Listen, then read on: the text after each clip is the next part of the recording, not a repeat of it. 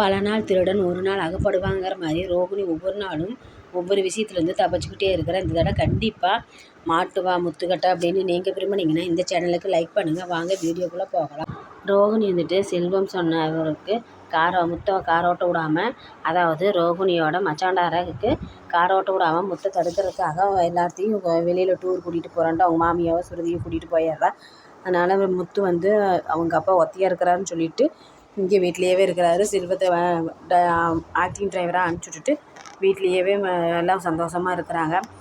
ரோகிணி வந்துட்டு அவங்க அம்மாவுக்கு ஃபோன் பண்ணி, அம்மா அவரோடனே என் மச்சாண்டாரோடனே யார் யார் போயிருக்காங்கன்னு கேளு, மெயினாக முத்து கார் ஓட்டிகிட்டு போயிருக்கிறானா என்னென்னு கேளு அப்படின்னு சொன்னோடனே அவங்க அம்மா கேட்டு சொல்லுவாள். முத்து போகலையாம்மா, செல்வம் தான் போயிருக்கிறாங்க அப்படின்னா பரவாயில்ல, இன்றைக்கி ஒரு நாள் நிம்மதியாக நான் நல்லா இருக்கலாம் அப்படின்னு சொல்லிட்டு அவங்க அம்மாட்ட ஃபோன் பண்ணி சொல்லிகிட்ருக்கிறா.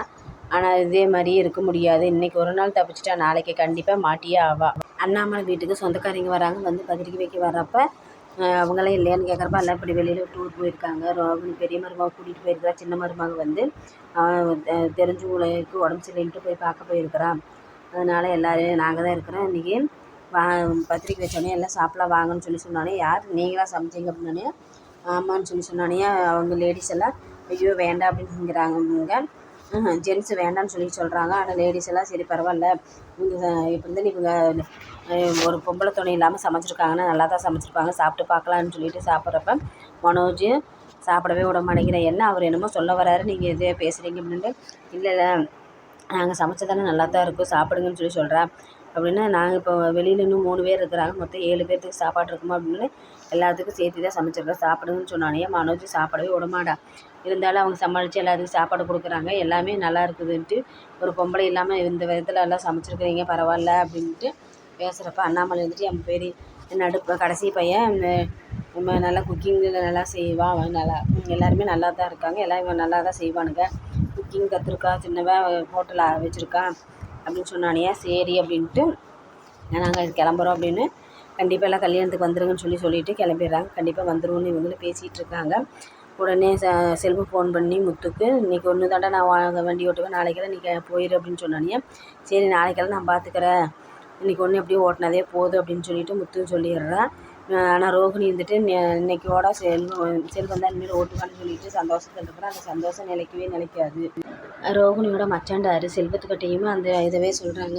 இப்போ நாங்கள் வந்து ட்ரீட்மெண்ட்டுக்காக வரல, ட்ரீட்மெண்ட்டுக்காக வந்தோன்னே எல்லாத்துக்கிட்டையும் நாங்கள் போய் சொல்லியிருக்கிறோம். என் தம்பி ஒய்ஃப் இங்கே தான் இருக்கிறாங்க, அவங்களுக்கு ஒரு குழந்தை இருக்குது, அந்த குழந்தைக்கு ஏதோ ஒன்று நல்லது பண்ணணுன்ட்டு தான் நாங்கள் வந்திருக்கிறோம். அப்போ அந்த பொண்ணு மாசமாக இருக்கிறப்ப நாங்கள் வீட்டு விட்டு அடித்து துரத்திட்டோம். அதனால்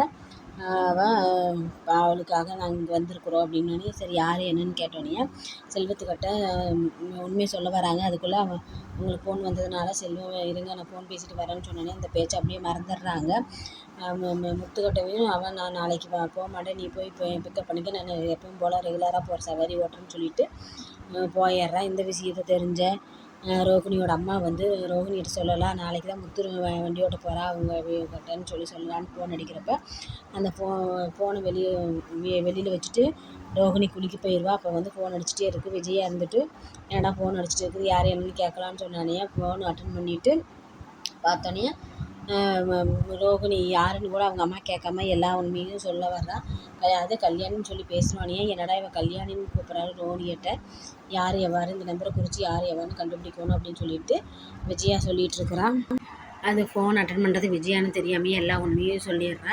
என்னடா இவங்க கல்யாணின்னு சொல்லி பேசுகிறேன், என்னென்னமோ பேசுகிறேன், இந்த நம்பரை குறித்து வச்சு மெட்ராஸ் போனானே யார் என்னென்னு கண்டுபிடிச்சி ஆகும்னு சொல்லி விஜயா அந்த நம்பரை குறித்து வச்சுக்கிறான்.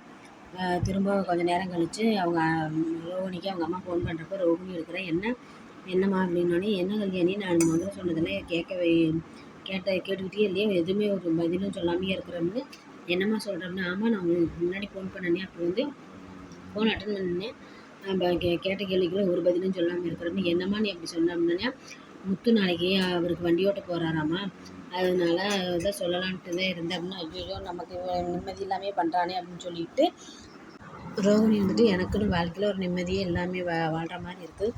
இப்போ தான் பரவாயில்ல அவன் போகணுன்னு சொல்லி சந்தோஷப்பட்டு கொஞ்சம் நேரம் கூட ஆகலை, இப்படி ஒரு குண்டை தூக்கி போடுறாங்களே, அது இல்லாமல் யார் ஃபோன் அட்டன் பண்ணாங்கன்னு தெரியல, ஏம்மா இப்படி பண்ணுற அதனால் எனக்கு கல்யாண வாழ்க்கை தான் நல்லா இல்லைன்னா இப்போவும் நிம்மதி இல்லாமல் பண்ணுறீ அப்படின்னு சொல்லக்கூடிய நீ ஃபோன் அட்டன் பண்ண யாருங்க எவருன்னு இல்லை கேட்க மாட்டேன் எடுத்தோடனே எல்லாத்தையும் சொல்லி வச்சிருவியா அப்படின்னு சொல்லிட்டு ரோகிணி அவங்க அம்மாவை திட்டுறா. எனக்கு என்னடி தெரியும் நீ தான் எப்போ உங்கள் ஃபோன் கையில் வச்சிருப்பியோ அப்படின்னு நீ தான் பேசுகிறேன்னு நான் சொன்னேன்.